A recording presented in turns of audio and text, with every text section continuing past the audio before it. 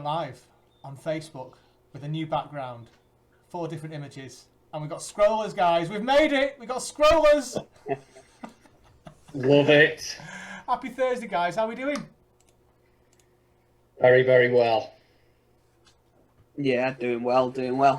So, Not bad, thanks, not bad. Have we signed a defender yet? That is my biggest question for the night, lads. How many defenders have we signed today? Same as the last 600 days, or however many it's been. Yeah. I'm not including Ake. It's getting a bit frustrating now. Do you know what? I was really excited when I saw Jimenez.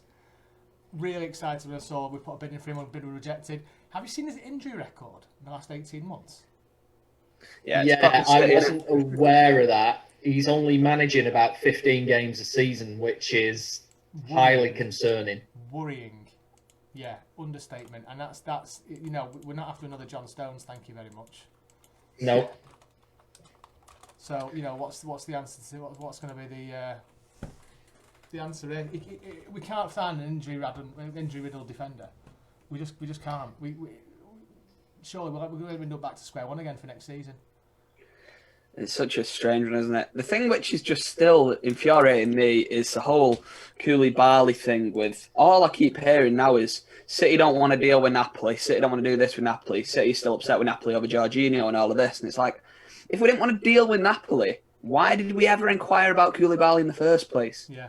If that was going to be an issue, and we still do have bad blood with them because Pep's upset about the fact that Jorginho went to Chelsea or whatever went on behind the scenes there, it's like, why have we wasted X amount of weeks? The fact that we are now, 3-4 days away from our season starting, and we've still not sorted out the glaringly obvious issue that we have within our squad. Yes, we signed Ake. He's not going to start alongside Laporte, so we've not sorted out the issue of replacing Vincent Kompany in nearly 2 summer transfer windows now. So 400 odd days, and we've not still not replaced him. It's just frustrating. Like, even if we do go on and sign Koulibaly in a week's time, 2 weeks' time, why has it taken this long? Why didn't we get this done on the first day of the transfer window? We should have announced a new 70-80 million pound centre half, whoever it may be. We should have had that done, and that should have been the first thing that was checked off as soon as the transfer window opened, and we've still not done it. And it's just the Messi thing obviously sidetracked that for a bit, which, like, whether it was ever going to happen, who knows? But just the whole thing is just frustrating. And we have all these good guys behind the scenes, Tiki and all these people who can do these deals. But the last couple of transfer windows, it just seems to be that it's so delayed and it's so just sort of tedious. The same things we're hearing every day. And eventually it might happen. If it doesn't happen, I wouldn't be surprised at all. And if it doesn't happen, I think that we are in big danger of struggling this season if we don't sign a big centre half. Bit of a rant there. Totally agree. That's my No, rant I can't disagree, pal. I don't think I've been so unlooking forward to the start of a season in such a long time. I thought I'd be really excited about Monday, and I am about watching City.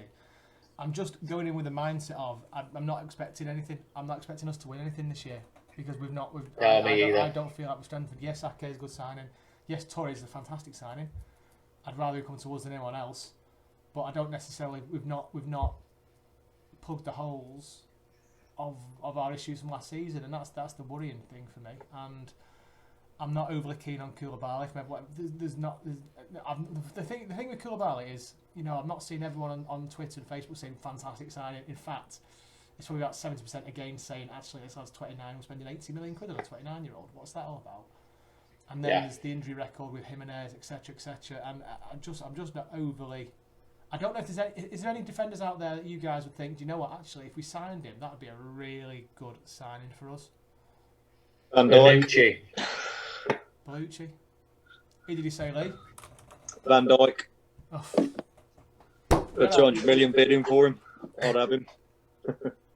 We have to make a decision whether we are going to go for a young lad like an Upamenko or a Diaz, or someone who's going to be there for 5-6 years, or are we going to buy someone? You know, I'm just using Bonucci as an example. Someone who's a bit older, who's got that experience.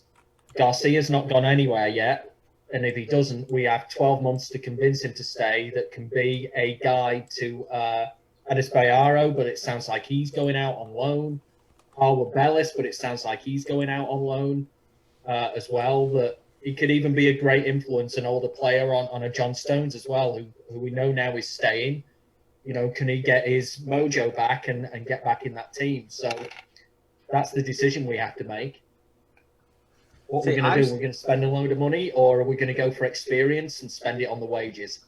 I'm still really optimistic about Koulibaly. I know a lot of people aren't, but I said it at the start of the window when we were first linked with him, and I still maintain that I think his physical sort of prowess and that sort of stature within the back line, somewhat Vincent Kompany like, is what we need, and I think that's what we've been linked with. This I can't remember his name. This young lad from Atletico Madrid, maybe I can't remember who. I can't Was remember. it the one from Sevilla? That's the one. That's the one. Or something. He's something like 5'11", is he? 5'11", something like that. And it's like Jules Koundé. Small centre halves just don't do it for me. I don't know. It's Koulibaly, maybe not quite as good on the ball with his height as one of these players. But I just think that big physical like sort of stature on the pitch is, even if it's just in terms of defending set pieces, attacking set pieces, the fact that two men would then have to have an eye on Koulibaly because he's so big and so good in the air, that then frees up space for other players when attacking set pieces. And in terms of defending balls coming in and stuff, like Eric Garcia, he's a good player. He's not amazing in the air. Whether or not we'll see much of him this season, I don't think we will. I hope we don't. But I'm still really... well, in my eyes anyway, I feel if we do get Koulibaly, I 50-50 on if we get him, for me. But I think if we do get him, I think he'll be a really good signing. And I think, and I said this at the start of the window, is that people talk about his age, and it's like, if we spend 70 million quid on him and he's starting centre half for 4 years and we win 3 Premier Leagues, I don't think people are going to question it. So I know it's a lot of money to spend on a 29-year-old, but he's still got his best years to come as a centre-back. Centre-backs can play till, 35, 36, off the likes of John Terry. Like, they went until well into the 30s. So, I don't know. If we're signing a 29-year-old striker for 30 million, for 80 million quid, you'd be like, he maybe have a couple of years left at the top of his game as a striker. I don't think that's the case with centre-half. So, How old's Laporte? Koulibaly for me is still the one. How old's Laporte? 27. Laporte's 25 now, 26. And we still know he's got a lot more to give, hasn't he, in relation to experience, etc. He's only going to get better over the next couple of years. Maybe it's not such a bad point, because how much would Laporte go for now? Oh, you probably 100 million. Yeah, 80, 90, I would have thought. What did we buy him for? 50? Probably 80, 90, I would have thought by now. If Koulibaly's on his in his prime, in between now and next season, maybe actually for a defender of that calibre.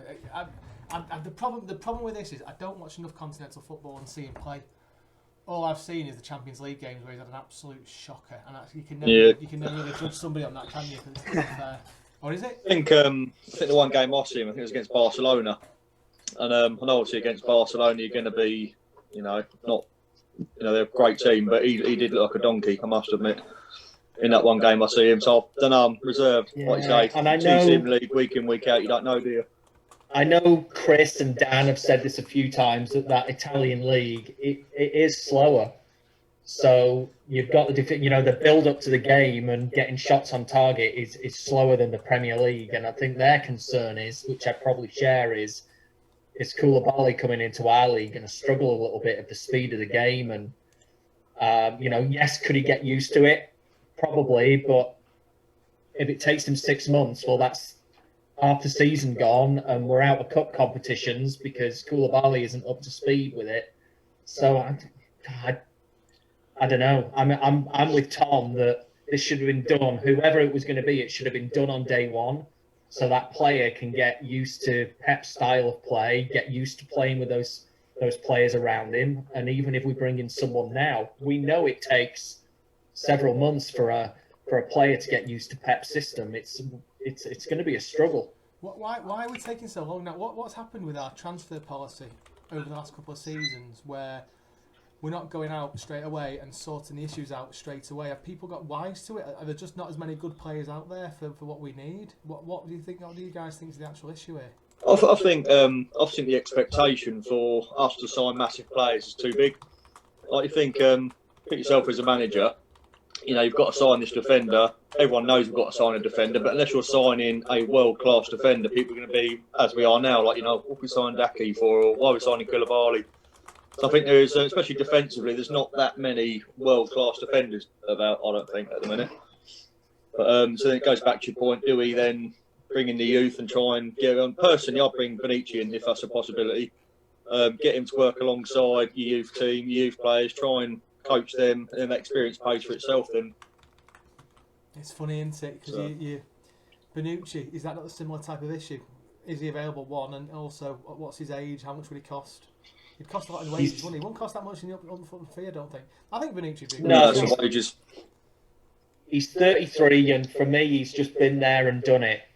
And I just think he'd be to Lee's point, he'd be such a good influence on those other players that I'm always saying, I don't want them going out on loan everywhere. I want them to stay at City because that's our future. So why can't we influence them now and keep them there, training with some of the world's best players, and then they're ready in 1, 2, 3 seasons?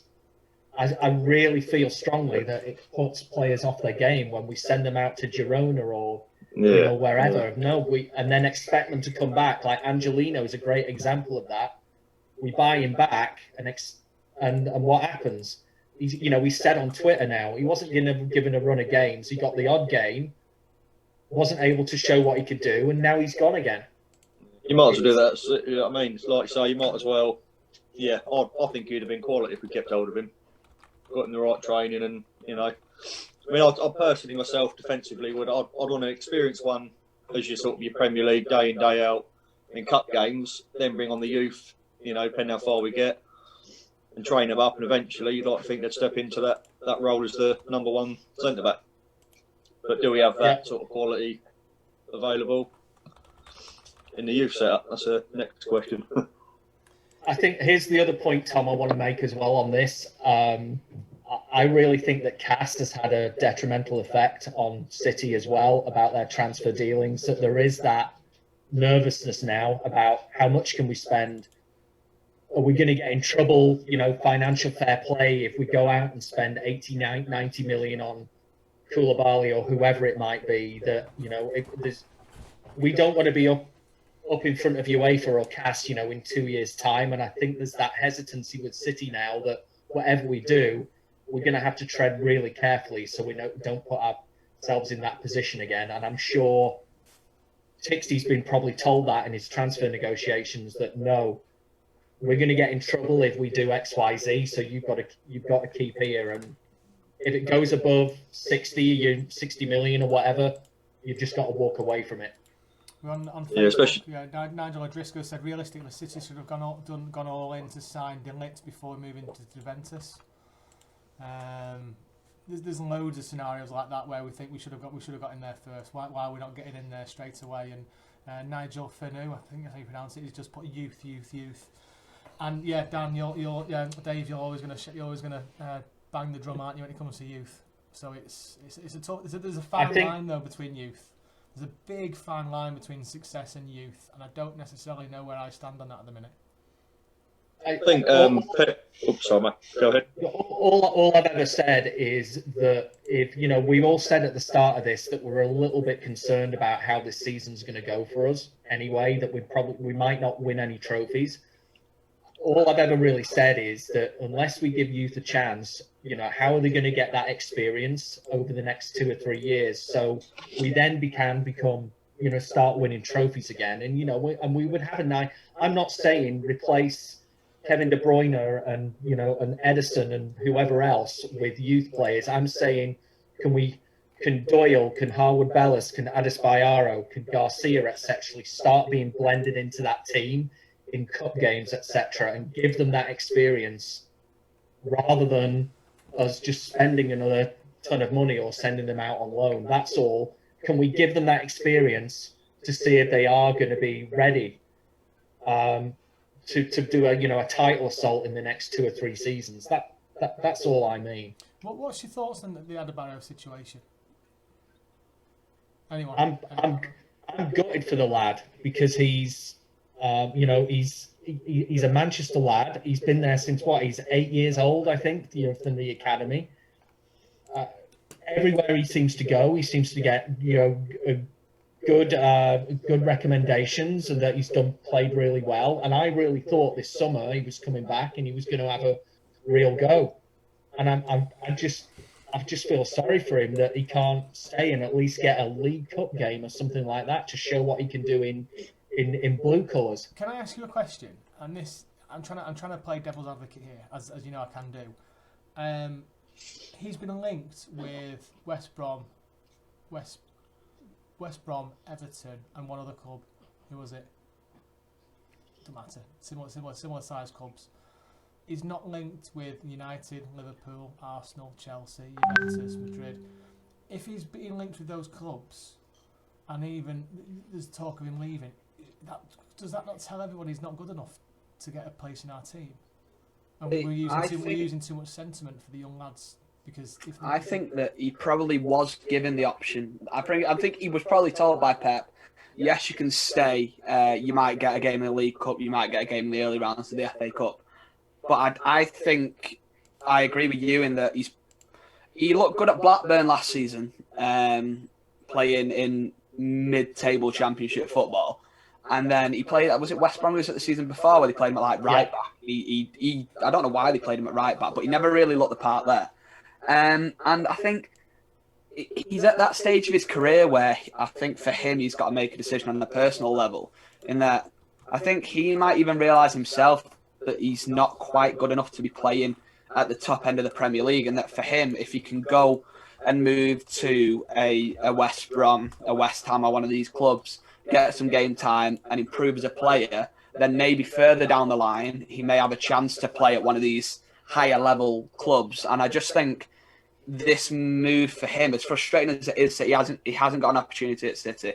And I'm kind of with you, Tom, on that. I don't really. There's such a fine line between youth and obviously the success. I mean, you look at the sort of criticism that Pep got when we got knocked out of the Champions League on a season where we've only won the Carabao Cup and finished second in the league. You think if we had a season where we did bleed some of these youth players through, but then won nothing, would people be questioning Pep? Well, why have you played Tosin for 20 games when you could have gone out and bought Koulibaly? But then if we don't bring these youngsters through and we win a couple of cups, it's like, well, you're wasting your academy. And it's kind of like you can't win, because unless these youth players come through and all of a sudden perform at the top of the game, which is exactly what you want them to do, how often does that really happen? Out of a crop of 11 amazing, like our best EDS squad that won the FA Youth Cups and things recently, you look at the best player in that squad, the likes of Brandon Barker, where he's playing at Rangers now, I think. He went to Preston and couldn't really get a game there, and now he's playing in the Scottish Premier League. It's like the jump from academy level to Premier League is so difficult. And then even more so when you're in a squad like City, where we don't have a culture of bringing through young players like the likes of United do. And there's so much expected of City with the owners that we've got, with the financial backing, with the fact that we are still trying to establish ourselves as a powerhouse within the world of football. We can't afford to have a couple of seasons of winning no trophies and just bringing youngsters through. So it's such a difficult situation. But with regards to Tosin, I do think that he just needs that permanent move to get settled at a club where he's going to have a couple of seasons where he knows he's going to be playing regular football. He can learn that style of play, he can get used to the manager, get used to the team. And then you never know, we might see him back at City in 5-6 years' time. We might have to pay 50 million quid to bring him back, which would be frustrating. But I'd sooner spend 40 million quid bringing him back as the ready-made player than wasting him for a season playing 5 or 6 games in the early rounds of the Cup. So it's such a strange situation. Well said. Absolutely well said. It's a tough one, Tom, because, you are right. United do have that policy of bringing players through. And I think for a lot of City fans, we used to somewhat have that policy as well. Certainly through the 80s and 90s, because we really didn't have any money anyway. We didn't have any option.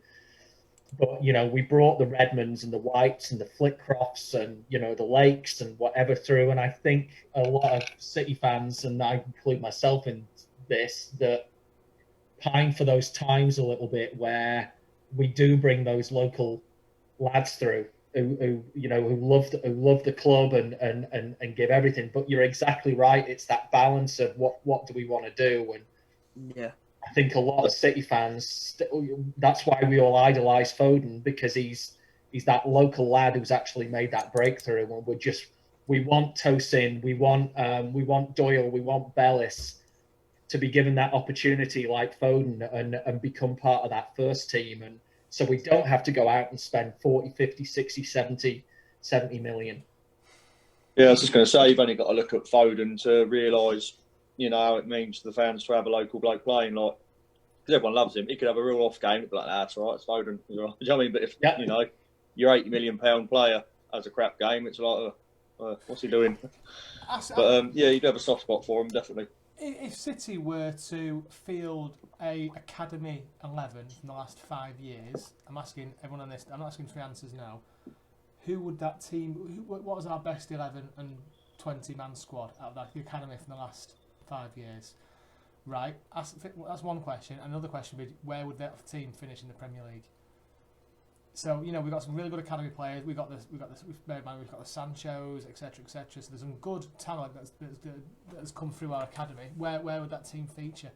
There's always going to be in that team a weak area where we'd need to buy in to make it better. And I do generally think that people are a bit too emotionally attached to City's academy for what it's been in the past and for what we've had in the past. Because I used to love the academy players coming through. I honestly, I used to watch. It's like when a City player plays for England. I love that. I love seeing a City player playing for England. I have the same feeling when I used to have a City player coming through the academy and playing, and a young lad coming through at 18 in cup games. It's just, I think that's just a distant memory now. I need to try and tune my mindset out of that, thinking, right, I want to win a trophy. I want to win the Premier League this year. I want to win the Champions League this year. Tossing, we're not going to use that. We're not going to do that with him. So we need to go out and spend the money to get somebody else in. And it's hard to admit that. It is the dream, isn't it? The dream is to have a team full of academy stars, all from Manchester, come through and win the Premier League. Like that is, if you could pick a perfect way of City winning the league, that is it. It'd be a team full of Manchester lads doing it, having played from the under-11s all the way through to the first team. But in reality, that just is never going to happen. And I think a lot of the players that you look at that come through the academy that get to this first team, the likes of Foden, the likes of Braff, who's training with the first team now. I think a lot of the players in there are, I think they handpick players from those squads who they know are gonna try and use as that next step. And I think if you look at it, it tends to be a lot of the smaller technical players who fit City's style of play. City's starting 11 in the academy isn't full of these tiny little players. There is some big lads in there, but how often do you actually see them come through? They sort of seem to play in the academy and then end up, like you say, on loan at Girona or wherever and sold on.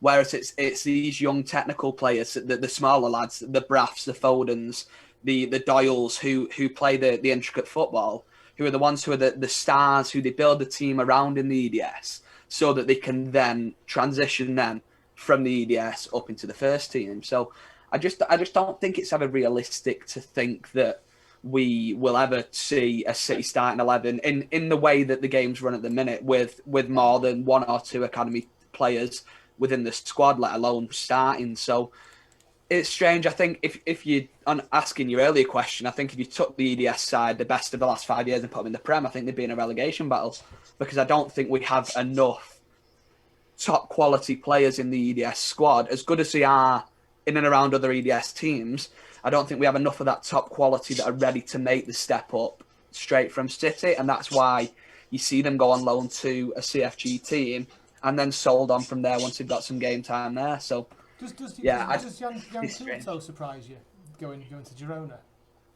I was slightly surprised by the fact that I was expecting him to, because we've not amended the left back. Have we got a left back issue, City? Because Kulto's right back, isn't he? Yeah. So we've got Walker that can play there. We've got Cancelo, who's a right back by nature, but plays at left back. Signed him as a right back. So I can't help thinking to myself, he could have had an opportunity this year to play a couple of games for us. It's the money we spent on him as well, Tom. We've spent 7 million already, and I know the other 7 million is based on appearances and a ton of other things.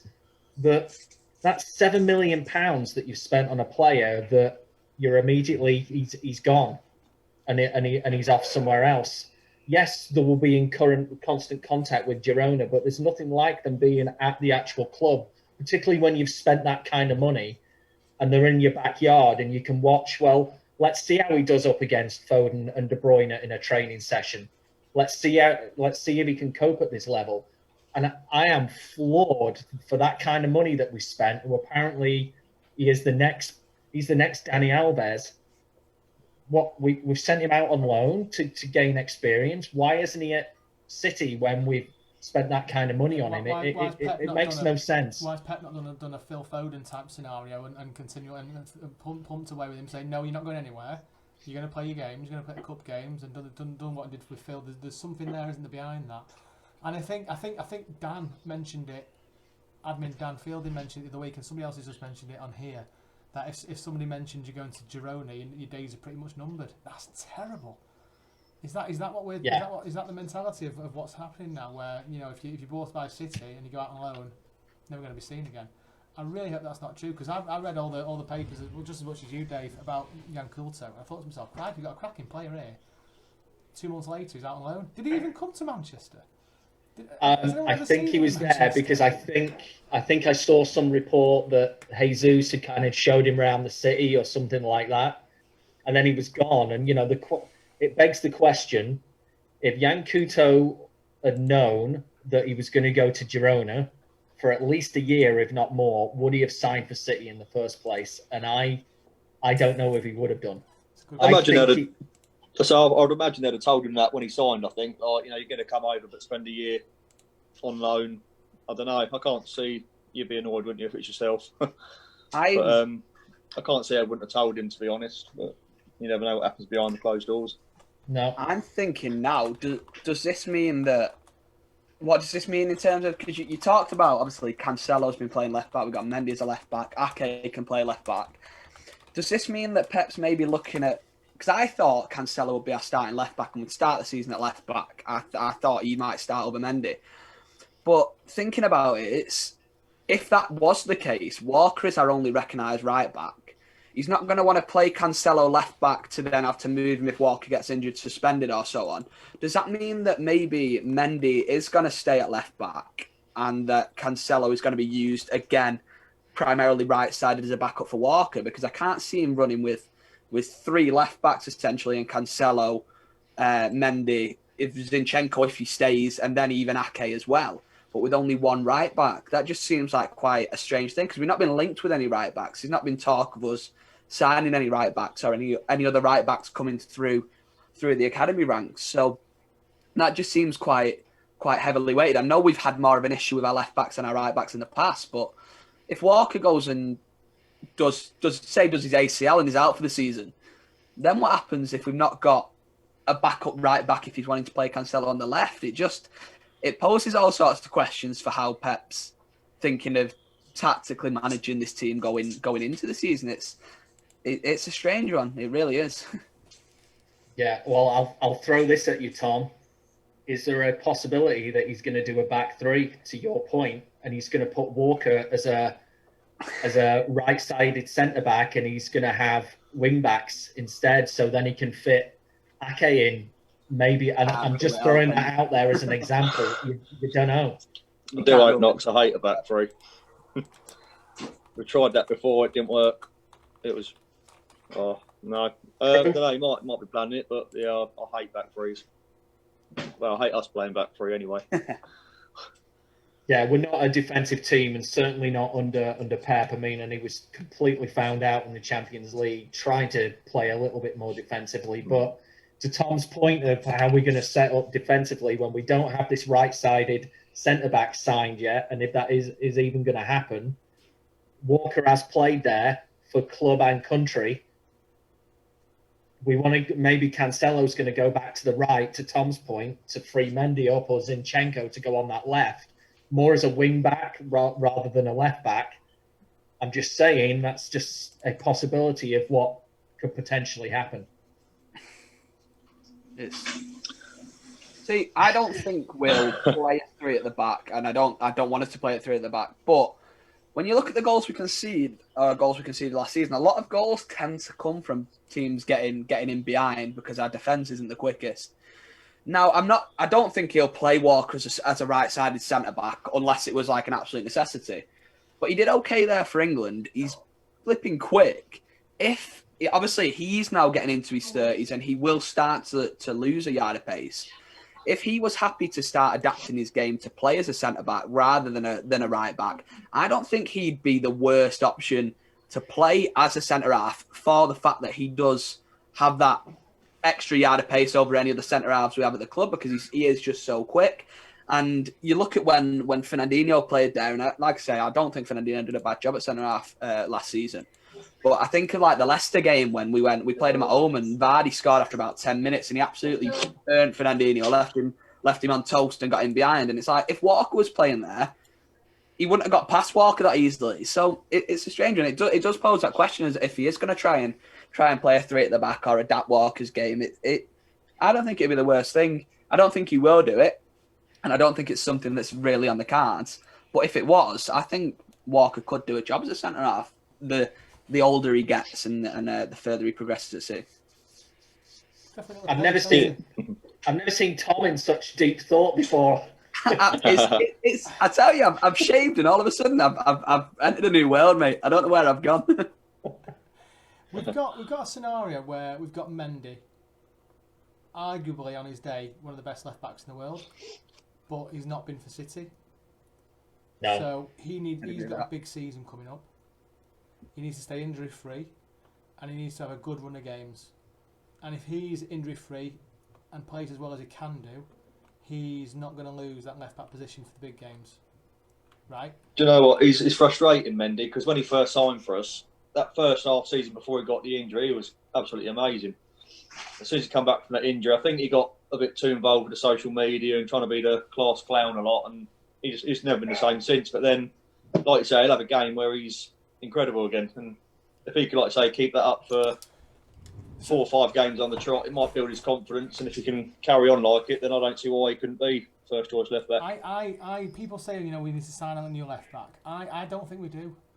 I think there's bigger worry areas for me being centre back and potential striker. I think we've got enough cover at left back. We've obviously got Mendy, we've got Cancelo, Zinchenko if needed. Right back again, Cancelo, Walker. I think we're fine. I generally think we're fine for the left back positions. Me too. We're only not fine when they don't play well, and that's the worry. But that's the worry for any team and any player. It's the defensive, it's the central defence where we need to worry about and move on. Yeah. And I don't think any of us will sit down and pick a name out. I know Tommy's mentioned Koulibaly, etc. But I don't know. I just need to see something happen. Let's face it. Last season we fell into the mire big time when Laporte got injured. That's why we were so many points behind Liverpool. That's why we didn't win or achieve what we really wanted to achieve. That's an absolute fact. Laporte stays fit all season this season. Brilliant, fantastic. It's who plays with him. Who's going to be that number 2 centre half alongside him? Because who have we got? We've got Ake that's come in. Fernandinho's getting on a bit now. I don't know I think he's more of a backup, isn't he? If I was Ake and Fernandinho got in the team ahead of me, I'd be pissed off. Yeah, really miffed. I think Rodri's cemented it. I think he had a very, very good season, Rodri, but really at the end of the day, for a new position to him, I think he's cemented that position now. I think you're right, Tom. I think Fernandinho is going to be at most a backup for a centre-back or defensive midfield position this season. Though I did say, because we never know what Pep's going to do, it would not surprise me if Fernandinho started on Monday. It really wouldn't. And it wouldn't be my choice. I'm just saying Pep always throws a curveball. Always. We've still got Otamendi. We've still got John Stones. Yeah. What's happening with them? Anyone know? Any inklings or anything? I hear that Valencia coming in back in for Otamendi, but again, I heard nothing from it. So we just need to assume we're going into with the same back line plus Ake. Correct. And for me, and is Garcia still accounted? Do we still play Garcia? If we've got for another season, yeah, I'd stick him with Laporte for the rest of the season. It's up to get. It's up Didn't to do a bad job, did he? He's what, pal? He didn't do a bad job, did he? No, Last I season. said to Dave. I said to Dave before Garcia announced that he was leaving. I want Garcia and Laporte for the rest of the season, and I want them two to be our centre back partner for the next 5-6 years. And then he handed his notice in, bastard. Really Yeah. And again, if we play him and we keep him, and I've said this in our group chat a few times, you don't know what's going to happen over a season. And if the bottom falls out of Barcelona like it seems to be doing right now, I read just before we jumped on this call that the Setien, the ex-manager, is now suing the board. Like that club is falling to pieces. Who's that? Sorry. Who's to say that Garcia doesn't get a good season behind him now, and he goes, you know what? I don't want to go there because it sounds like Lionel Messi's going to leave in a year as well. I don't want to go there to this crumbling club. I'd rather stay at City, or even if he doesn't, he's out of contract, go to another club. But I think I've said to Tom before as well that I think this is a good opportunity to Garcia to actually prove himself this season. That is he good enough to go and play for a Juventus or Barcelona or Real Madrid or whoever it is. So personally, I'd be playing him. He's a professional. I think always a good gauge of things. If Barcelona, Real Madrid, Bayern Munich, Juventus, if they want a player, you should be keeping hold of him. He's obviously got something about him that they've seen. So going on that, I'd keep him without a doubt. Plenty of time to change his mind. Plenty of time. Imagine if we have a fantastic season and we win 2 or 3 trophies. Is Garcia really going to want to leave? I know he's a Barcelona lad. I get it, but I can't see him wanting to leave. I think we push out all the stops to see if we can make him stay, and we've got a year to do that. Yeah, like you were saying a minute ago, about Barcelona falling apart. I think the draws to Barcelona are playing with Messi, a team that wins everything. And it's like, so as soon as that starts falling away, Messi's going, they're not winning like they used to, What's the appeal? I've got a question for you. You ready for this one? Yeah. Barcelona's fallen apart. Would you have Suarez at City for a year? Yeah. No, yeah. I can't stand him. I would have him. I'd have him in a heartbeat. I tell you what, with the delivery that we've got and his finishing ability, he would score over 20 goals for us. I would have Suarez. I'd have Cavani. I can't believe that no one's gone in for Cavani. He's free, and I know his wages are high, but that guy bangs in goals for fun, and he has done at any club he's ever been at. It pains me to see a player of his caliber not playing for a team this season. I would love Cavani at City. To your point, Tom, of the amount of balls that we get in the box on his head, I think he'd easily get, or Suarez would easily get 20, 25 goals in a season. A player like Cavani, though, like you say, he's got no club to play for. If you offered him 80 grand a week, 100 grand a week, is he rather going to sit at home, earning nothing, or come to a club and earn 8 grand a week? So he might not necessarily be a massive wage. Obviously, he's going to push for a big wage. You are, aren't you, as a footballer? But I always like Cavani. I think, like I say, you'd get quite a few goals. But I think we need someone to replace Aguero. But our problem is, anyone we sign, automatically you're going to go, yeah, but he's not Aguero. You know what I mean? But no one is, to be fair. I mean, who's just going to step into his position, do what he's done? No one. Did I read before that Dzeko might be going to Juventus? They bid for him, and Roma turned it down. Get a bid in for him. You know what? How much did they bid for him? I'm just about to say that. Do you know how much they bid for Dzeko? I'm not too sure, but Roma seem to be hell-bent on keeping him because they know what a bloody good player he is and what a great price that we sold him for to them. He scored more goals for Roma than he has for us. I'd love to have him back. I love Dzeko. Yeah. People forget about the QPR game of him scoring, don't they? It's all about Aguero scoring a winner. People forget about him that second season we won the league as well, and 2 goals at Everton. The 2 times we won the first 2 times we won the league without Dzeko, we wouldn't have won either of them. And I think it was a weird one when Dzeko left. I don't think anyone was, obviously people were sad to see him go, but I don't think anyone was really like damn, Gutted. Dzeko's gone. Like, and he'd scored so many. He'd scored so many in this side, and I know he'd be like a plan B, but we don't have a plan B. Our plan B is bringing in Jesus for Aguero, who's virtually the same player in the way that, in his stature and in the way that he's just sort of like a fox in the box kind of player. And it's that plan B of the likes of a Dzeko, or like you say, someone like a Cavani, or someone who is just physical, good in the air, and knows where the back of the net is, would just be a blessing to have when you're playing like Southampton, who are putting 15 men behind the ball, and all of them are 7'5", and you're crossing balls into Bernardo Silva and Raheem Sterling. It doesn't work, does it? So, About going back to Suarez, as much as I don't like the bloke, can you imagine a 4-4-2 with Aguero and Suarez up front? Yeah, exactly. That'd be ridiculous.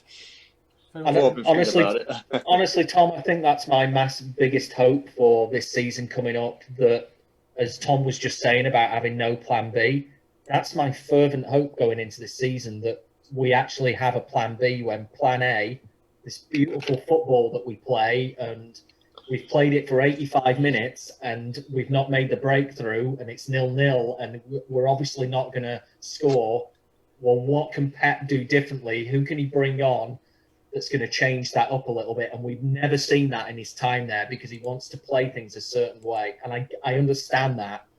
But I'm hoping last season was a lesson to him that sometimes his brand of football is not going to work, and he needs to try something different. And that's a Cavani, that's a Suarez, that's a Dzeko up front, someone who's going to use the ball a little bit differently. That's my big hope. Get Fellaini in from China and stick him up front.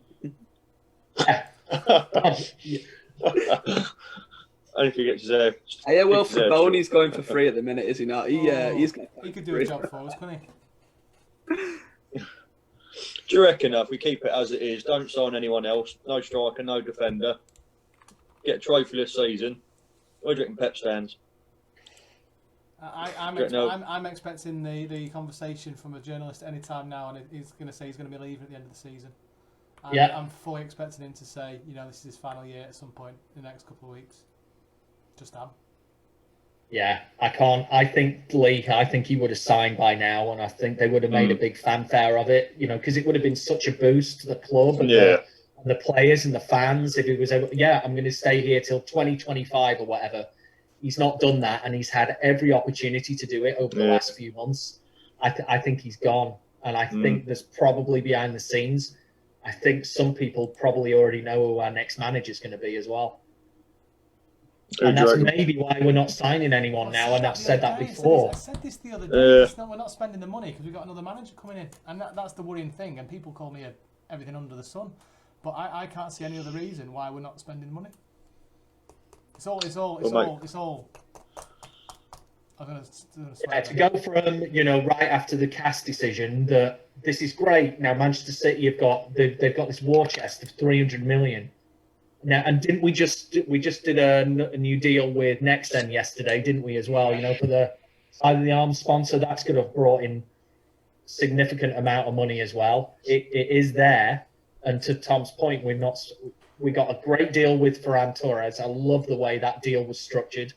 So we barely spent any money there. Yeah, we overspent, I think, on Ake, but that's 60 million out of apparently a £300 million war chest. And with Tom, I think there's something happening behind the scenes, and there's a new manager going to be in the next 12 months, and we're saving it for that. Don't get me wrong, it's only an opinion, and it's certainly not what I want to happen.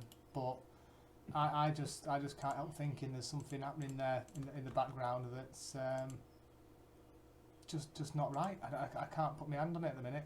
I can't put my hand on why I think that, but. I hope you're wrong, right. but it makes sense. And like I say, it all adds together. Like, if you've got 300 million to spend and the bosses have told you, look, there's 300 million, spend it. I'll be on there tomorrow morning, like the market. Oh, who can I get? 300 million, 100 million on him, 80 million there. Bang, got a quality side, but I don't know. All I'll say is, and I think it's too early, but Anderlecht are having a very good season already. And I'm just going to leave it like that and make of that statement what you will. Nagelsmann's been shouted about, hasn't he? Even on our page now, people talking about Nagelsmann.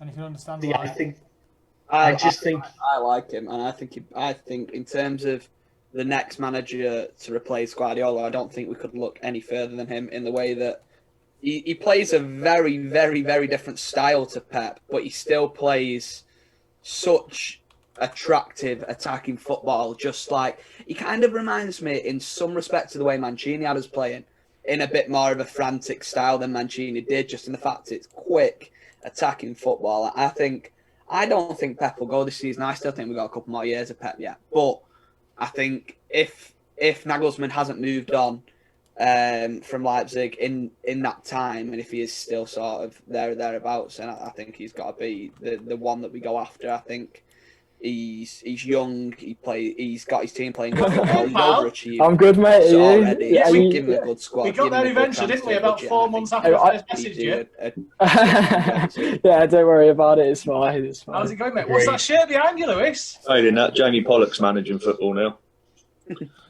Bring him in. Jamie Pollock. Scorer of the best own goal I've ever seen, by the way. That's quality. Yeah. Jamie Pollock. Yeah, what an absolute hero. Uwe Rosler? Anybody? Yeah. I mean, he's my hero. I would like him back more as a striker coach. I'd like him at City in some capacity. I don't think his son's there anymore now. Is he, Colin? Is he still there at the club, or has he moved on? Not sure. I've not heard his name for a while, actually. I would like reckon, Uwe Rosler there in some capacity because he's my absolute hero. What do you reckon company's future, if any, with City is? I honestly think, Lee, that he'll be back at some point. You know, I think everyone's dream is that maybe in 4 or 5 years' time, he's done really well at Anderlecht. You know, so he's got that pedigree of a decent manager. He comes back and Zabaleta is his assistant manager. You know, Be a dream, I wouldn't it? think that's the dream of a lot of City fans, because I definitely want Zabaleta to come back to the club in some capacity as well, because he's got it in his heart. He loves City. Mm. I think one of the things that City fans and football fans, Premier League fans, forget about is Mikel Arteta going. I think we don't talk about it enough. What Mikel Arteta has done at Arsenal so far has been absolutely incredible. Arsenal were on their arse when he took over, and they kind of brought him in as like, we'll give him a chance. It can't get much worse than it is. And you look at what he's done, and just sort of the whole atmosphere around the club, around the fan base. Their fan base are really, really vocal on social media, and it's such a toxic fan base at times. But the club at the minute seems just on the up, and I still think they'll just miss out on the top 4 this year, but they definitely won't be finishing 8th, 9th, 10th or thereabouts like they did last season. Do you know what? I think Tom? losing him was massive, absolutely massive. And We had 2 top 6 managers as our 1-2 at City, and people forget that he's gone. People forget because he's not Pep, and because he was only Pep's number 2. He was learning, and City were priming him to take over as Pep's, to succeed Pep when he left. And you look at what he's done at Arsenal; he would have done a good job at that. And we forget about it. And does that have an impact on Pep? Who knows? It might do. Pep might be still a little bit pissed off that he's not got Arteta next to him anymore. So that's something that we kind of forget about, and is still a huge factor. And I think, again, a huge factor in the fact that we didn't do too well at the back end of the season. With Arteta in charge, Arsenal wouldn't have knocked us out of the FA Cup. We might have got through the chat. You know what I mean? Like it's one of them that we underestimate the impact of Arteta leaving because he wasn't the manager. Yeah. I think if Pep leaves this season and we've not got Arteta, but for me and Dave, we spoke about this previously. Arteta was Pep's replacement. Yeah. If Pep leaves this season, for me, with Arteta going last season, I would lose a lot of respect for the board for not keeping him and moving that through quicker. Because if Pep leaves this season, that tells me that Arteta was told you're not going to have the job for a couple of years yet. So something's happened there between Pep and the board for him to leave this season. Arteta should have been number 2 until Guardiola left, and he takes over our number 1 job. I'll be really, really, really, really miffed if Pep leaves this season, just purely for that point that Arteta should be our next manager.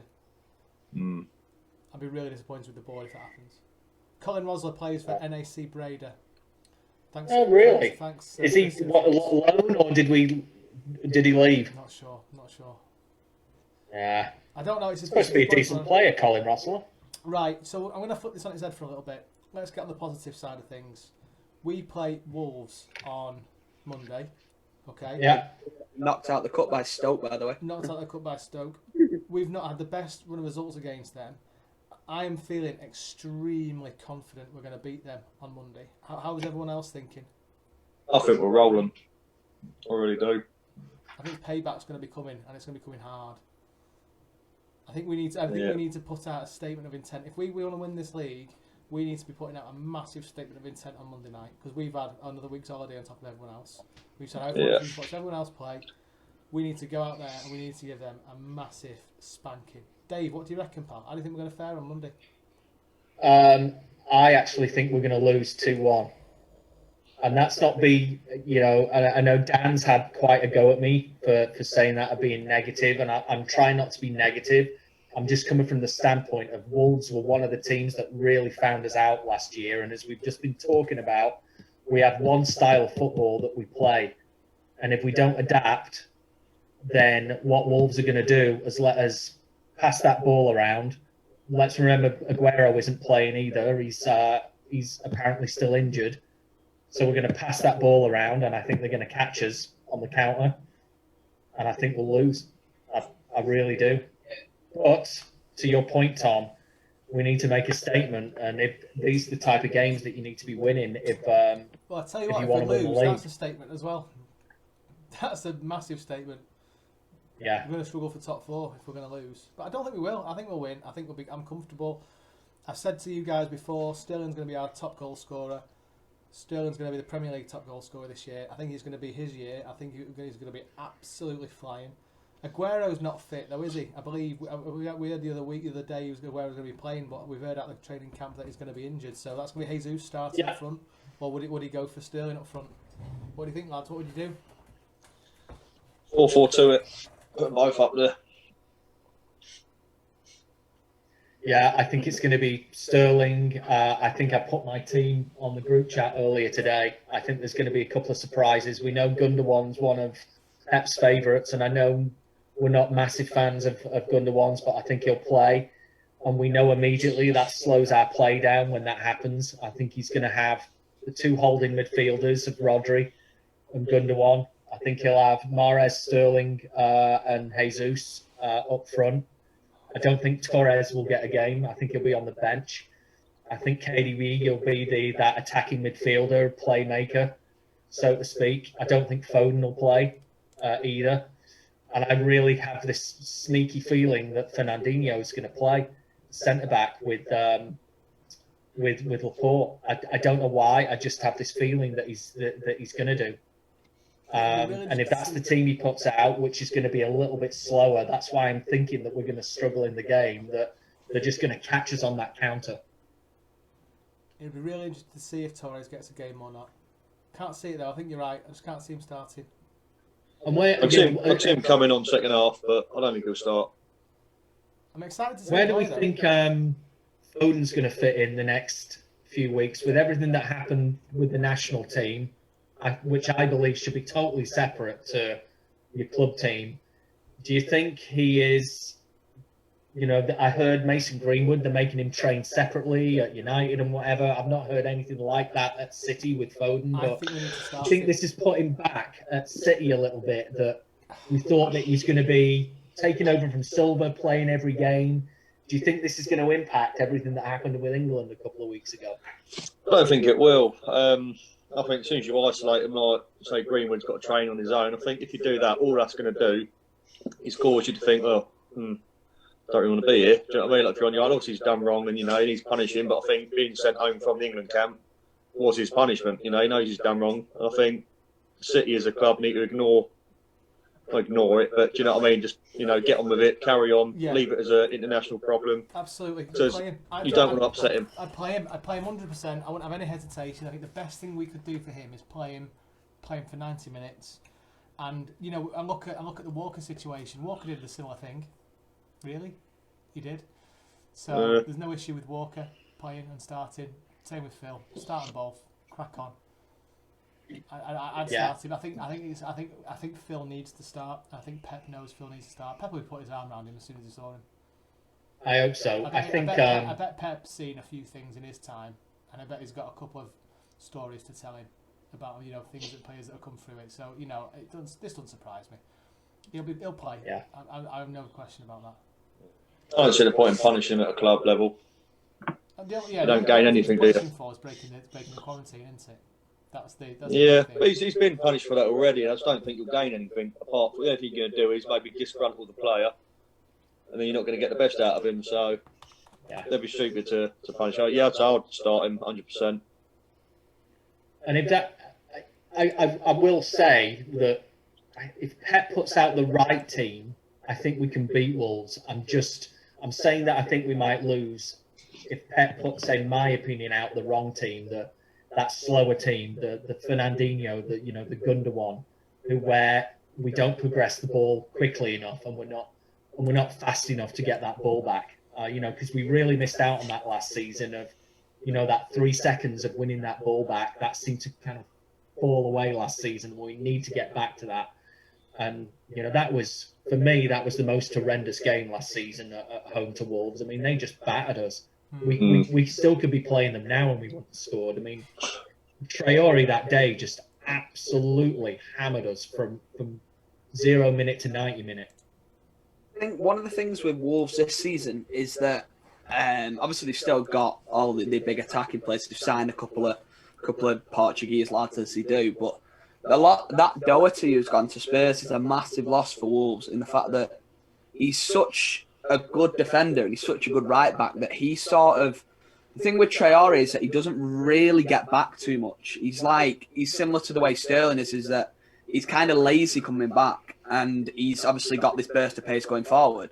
Without Doherty behind him this season, I don't know who they are playing right back now. I couldn't tell you, but whoever it is, I know they're not going to be as good as Doherty. So that right flank may now be an area that he's not going to have as much joy this season. Traore, I'd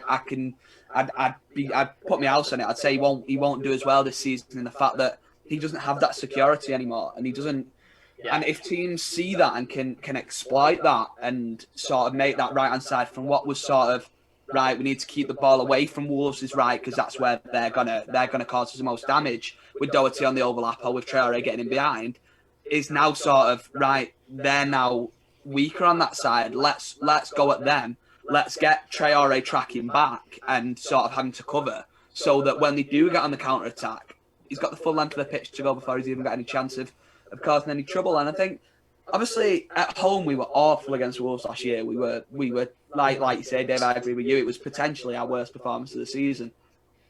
But at Wolves on the Boxing Day, we got beat, obviously 3-2. We had 10 men for like 80 minutes, and we went 2-0 up. And if it wasn't for, I still maintain that was a foul by Traore on Mendy for that goal. I still think he was quite weak, but I do still think it's a foul. He's pushed him in his chest. But we had a couple of decisions. We had the luck with the penalty being retaken about 74 times, but we had a couple of bad decisions that game. And on another day, we would have won that game. And I think with 11 men, we would have won that game. So I'm not massively concerned about the fact that they beat us twice last year. Yes, we didn't play well against them at home. We didn't play awful away. Like I say, we had to play the vast majority of the game with a lesser man. And it was a 10-minute capitulation sort of that cost us the game. But I think that Wolves are really... they are going to put all their eggs in sort of the league basket this year because they've not got the Europa League. And I think they're going to sort of come unstuck a little bit this year in the fact that they have only got this one thing to focus on, and it sometimes can be the undoing of teams when they play in that thirsty Sunday and they sort of like going under the radar. They're playing them stinky 4:00 games that no one wants to watch when they're not on TV.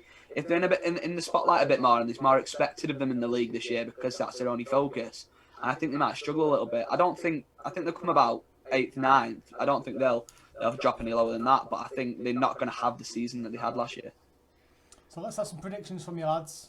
What we thinking score-wise? Lee, we'll 2-0. start I'm going to go. Go on, Lee. I'm going to say the same score that's behind Dave's head. 5-1.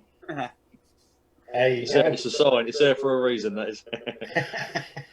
When Bishop gets substituted on to score the winner, that's when we need to. Yeah. Tom, what do you reckon, pal? I think 2-0 City. I think we'll... And also, one thing I was going to point out as well, we do well at bouncing back when we've had disappointing defeats. The last game we played was Lyon. We've not played since that game. That was the last game that City played. We've not had a pre-season, and this is now where we're at. We've still got to bounce back from that game.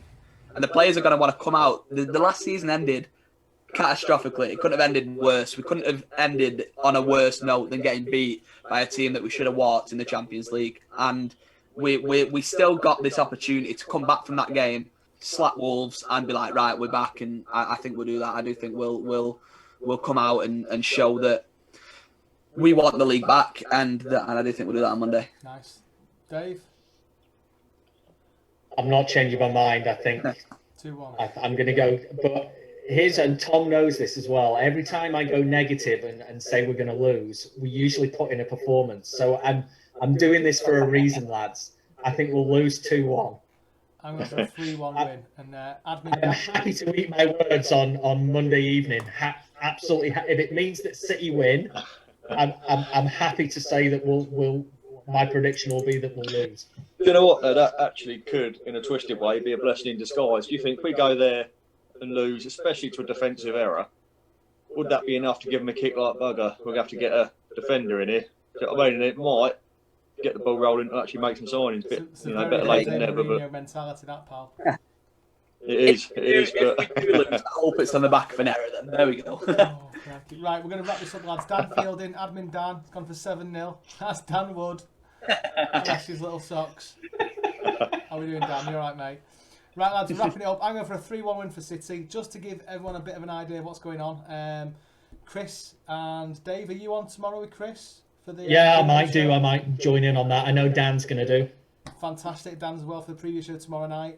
On Saturday, we've got a special. We've got a charity event on Saturday afternoon at 3 o'clock. City versus United. You'll hear more about that tomorrow. And on Monday, we go live for a watch-along City versus Wolves. Or Wolves versus City, should I say. And do you know what? The more I talk about it, the more I'm excited about seeing City play again. But we need a performance, boys. Yeah. And, I need to start smiling more when I'm talking about City. So I'll be happy with that. Go on, Dave. You going to say something? And don't forget Wednesday, Tom. Next Wednesday. Oh, come on, mate. You introduce that one. So one of my heroes, and I think to a lot of City fans as well, me and admin Dan Halifax are going to be talking with Brian Horton, who might not say that to a few City fans, but he really was. He came to City at a time, and managers, no one really even knew who he was. From my perspective, absolutely brought us a beautiful brand of football, brought in some great players, including my hero, Uwe Rosler, and was very, very disappointed to see him leave after a couple of seasons when Franny took over the club and brought in Alan Ball. Far too soon. So, yeah, thank you for Dan Halifax. He has sorted out that interview, and we're going to be talking to Brian next week, and I absolutely can't wait for that. We've got a cracking 7 days coming up, lads, for the NRB admin team. So, listen, let's wrap it up here. It's bedtime. Thank you for watching. Listen, let us know. We've had a few messages on Facebook saying that there's been a bit of a lag. We'll try and work out why that is and get that solved for next time. Well, thank you very much for watching. We've had upwards of 70 odd people watching tonight, lads, at any one time. So we're people are obviously commenting. Thank you very much for commenting, and we will speak to you tomorrow, Blues. Have a good night. Take you till we die. Cheers, lads. See you in a bit.